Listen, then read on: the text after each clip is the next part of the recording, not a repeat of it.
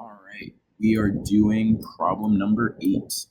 This is from chapter 16, section 2, and it's asking us, in 2015, in proposing a $478 billion increase in federal spending on infrastructure, President Obama argued that the spending would increase total employment in the United States.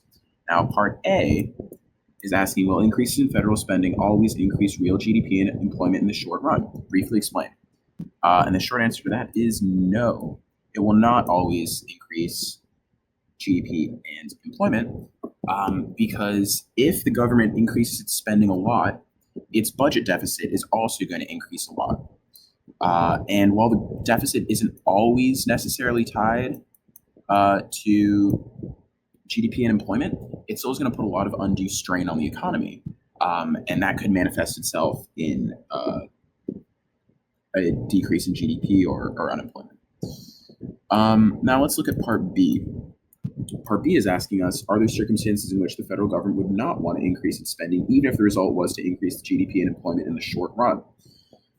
And again, the same thing is true, where even if the GDP and employment are going to go up in the short run, there are certain situations where you don't want the deficit to spiral out of control. You don't want there to be too much debt, because yeah, it might increase the GDP and the employment, but if the country has to end up declaring bankruptcy and defaulting on its debt, well, then the entire global economy is going to be completely discombobulated for years.